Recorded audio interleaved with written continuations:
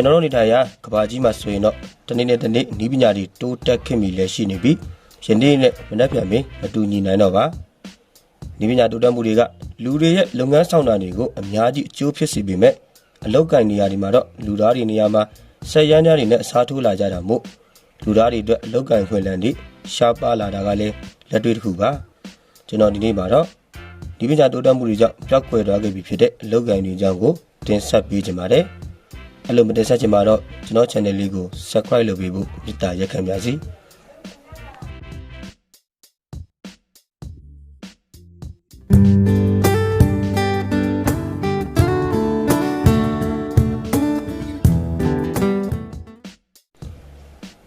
ကွန်ပျူတာအလုပ်ကိုင်ကွန်ပျူတာတွေကိုမြင်မှုနေတဲ့ပြည်ထောင်ကြီးကတော့ကွန်ပျူတာတွေကိုအလုပ်ကိုင်တစ်ခုလို့ဆိုရင်တော့ငင်းကောင်းငင်းနိုင်ပါလိမ့်မယ်အခုသုံးနေတဲ့နည်းပညာတွေတော့မဟုတ်ပါဘူး19ရာစုအစောပိုင်းကဆိုရင်တော့ကွန်ပျူတာများဟာအများအားဖြင့်အမျိုးသမီးတွေလာဖြစ်ကြပါတယ်ဂိမ်းကနများနဲ့အချက်တဲတွေကိုတနေ့တာလုံးလက်ဖြစ်တွက်ချက်နေကြပြီးတထေးစီကိုတင်ပြကြပါတယ်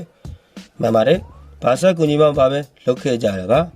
အခုချိန်မှာတော့အဲ့လုပ်ကန်ကိုကွန်ပျူတာကနန်းတော့ဆက်တွေနဲ့အစားထိုးလိုက်ကြပြီဖြစ်ပါတယ်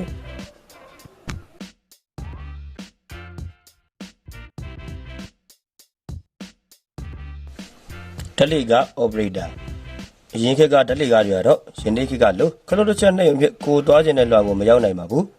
ဓာတ်လေကား operator ဆိုတဲ့လူသားတွေကဓာတ်လေကားဖွင့်ပိတ်ကစားပြီးတောင်းရောက်မဲ့အလွှာဓာတ်လေကားတစ်စီးစီရဲ့အမြန်နှုန်းနဲ့စွမ်းဆောင်ရည်အထိအရာအလုံးကိုထိန်းချုပ်ဖို့တာဝန်ရှိပါတယ်ခင်ဗျတိုးတက်လာတဲ့နည်းပညာတွေနဲ့အတူဓာတ်လေကားတွေကအလိုရိုးရှိလွယ်ကူလာပြီး1950ခုနှစ်များတွင်အလိုလျောက်ဓာတ်လေကားများကိုအသုံးများလာပြီးလူသားတူချင်းစီကတောကျင်တဲ့အလွှာကိုခလုတ်တစ်ချက်နဲ့ရုံနဲ့တင်တွားရောက်လာနိုင်တာမို့ဒီလောက်ကန်ကလည်းကွယ်ပြောက်သွားခဲ့ရပါတယ်ဟက်ကာဆိုလို့ယနေ့ခေတ်ကဟက်ကာတွေလို့ခေါင်းစွပ်စစ်ပြီးကွန်ပျူတာတွေဟက်တာတော့မဟုတ်ပါဘူးတက်သားတွေကိုထူထွေးပြီးလေတွေပြုတ်လုပ်ပေးကြတဲ့သူတွေပါတို့တော့ကံမကောင်းစာနဲ့ပဲဒီလောက်ကန်သူတွေကနီးပညာတိုးတက်မှုကြောင့်ပဲအလောက်ကန်များရှိနိုင်တော့ပါဘူး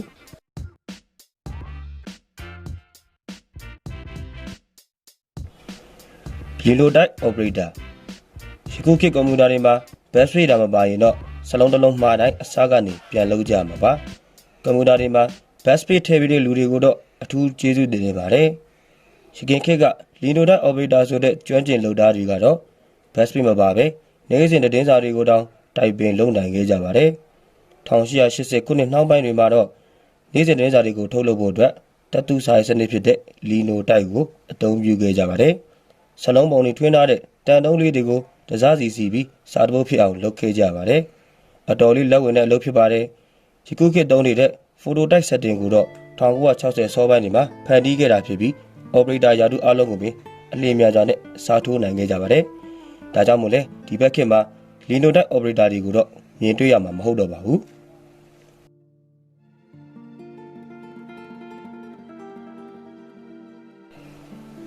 ကန်ဒီဒန်ဆာဆိုတော့ကားတဲ့လူတော့မဟုတ်ပါဘူးခေါင်းစဉ်ဟာတန်လန်းတွေကိုထိမ့်သိမ့်တဲ့ရထားဝင်တဲ့သူအတွက်ဒန်ဆာတစ်ခုသာဖြစ်ပါတယ်ရခင်ကရထားတန်လန်းတွေကိုလူအားနဲ့မှပြီးနေရာချတိဆောက်ကြပါတယ်နောက်ပိုင်းနှစ်တွေမှာတော့ဝင်ကြီးဆက်တွေနဲ့မှပြီးနေရာချလာပြီးပဲဖြစ်ပါတယ်ဒါမဲ့လေဒီလိုဓမ္မတချို့ကိုတော့အထင်ကြီးရထားလမ်းချို့မှာတွေ့မြင်နိုင်ပါသေးတယ်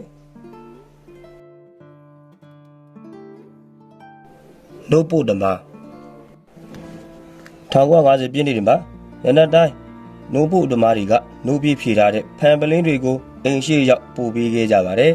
ကံကောင်းပါကတခါတရံကြက်ဥနဲ့ထောဘက်ကဲလိုတော့အခြားသောမိဖို့ကြောင့်သောပစ္စည်းတွေကိုတော့သူတို့ကပို့ပေးပါတယ်လူနေတွေမှာရေခဲတက်တာတွေတုံးများလာတဲ့မြနှုတ်ဖို့ဓမ္မတွေရဲ့လောက်ကလည်းတက်တန်းကုံဆုံးသွားခဲ့ရပါတယ်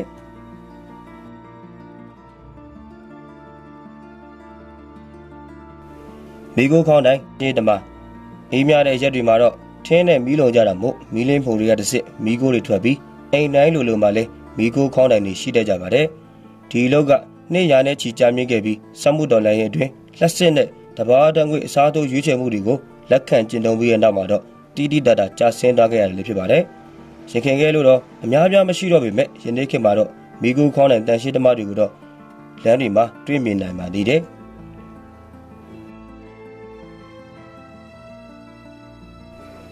ကော်ဖီဖြော်ရင်လှုပ်တင်1950နဲ့60ပြည့်နှစ်တွေမှာတော့လှုပ်တင်ကောင်လေးတွေကအလုတ်ခွင်မှာတ တခြားဝန်ထမ်းတွေအတွက်လက်ဖက်ရည်ဖြောရက်ခတ်ပြီးရင်တပည့်ခံအလုပ်ကိုလေးလာခဲ့ကြပါတယ်ငယ်ရတော့လုပ်တင်များလည်းဖြစ်ကြပါတယ်ဒီဘက်ခေတ်မှာတော့လုပ်တင်တွေကပညာဆောင်ကိုကျောင်းတွေကတင်ကြားရပြီးအလုပ်တင်ဘဝမှာတော့ professional ကြအလုံးနဲ့ဆိုင်တာတွေကိုတော့လုပ်ကြရတာမို့ဒီလိုတပည့်ခံလုပ်တင်တာမျိုးလည်းပျောက်ကွယ်သွားခဲ့ရပြီဖြစ်ပါတယ်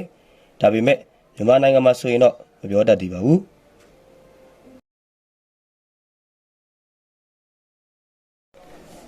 ဘိုးလင်းတန်တွေကိုပြန်စီပေးရသူဘိုးလင်းကိုတော့မကစားဘူးရင်တော့မှမြင်မှုကြမှာပါရခင်ခက်ကဘိုးလင်းယုံတွေမှာတော့အလုပ်သမားတွေကဘိုးလင်းတစ်လုံးပြစ်ပြီးတိုင်းမှာဘိုးလင်းလမ်းကြောင်းပေါ်မှာရှိတဲ့လဲနေတဲ့လုံးတွေဖယ်ပေးရတာမျိုးအားလုံးကုန်သွားရင်လည်းပင်နံပါတ်တွေကိုနေရာတကျလူကိုယ်တိုင်ပြန်စီပေးရလိမ့်ရှိပါတယ်ကော့ဖရစ်စမစ်မှာ1936ခုနှစ်မှာဘိုးလင်းပင်စီဇက်ကိုတင်ထွေပြီးတဲ့နောက်မှာတော့အဆိုပါအလုပ်သမားတွေကလည်းအလုပ်တွေကုန်ပြုတ်ပြီးညောင်းတဲ့တို့ရောက်ကြရပါတယ်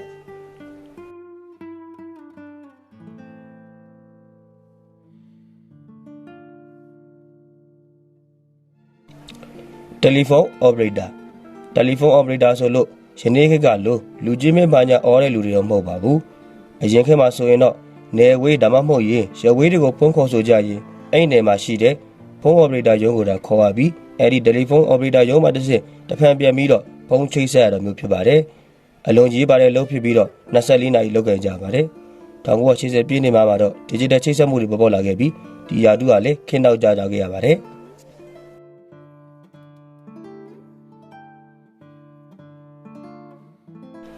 နီးပညာတွေတိုးတက်လာတဲ့မြလူသားတွေရဲ့အလုပ်ကန်တွေကလည်းရှားပါလာပါတယ်။အိမ်နီးပညာတွေကို3တိုင်တိုင်တက်အောင်တင်ကြားဖို့လည်းလိုအပ်ပါတယ်။ဒါမို့ခေတ်ပေါ်နီးပညာတွေကိုတင်ကြားရင်လူသားတွေကလည်းဆက်လက်ပြီးအလုပ်လုပ်ကန်ဖို့ကြိုးစားကြပါတယ်။ဒါကြောင့်မို့အလုပ်ကန်တနေရာကိုလူသားများစွာကလူရကြရင်ပြန်ဆံမှုတွေလည်းပြင်းထန်လာရပါတယ်။ကျွန်တော်ဒီနေ့တင်ဆက်ပေးခဲ့တဲ့အလုပ်ကန်တွေကတော့အပေါ်ယန္တာဖြစ်ပြီးနောက်ထပ်အလုပ်ကန်များစွာလည်းရှိနေပါသေးတယ်။နောက်ထပ်လုပ်ငန်းတွေကိုတော့နောက်ထပ်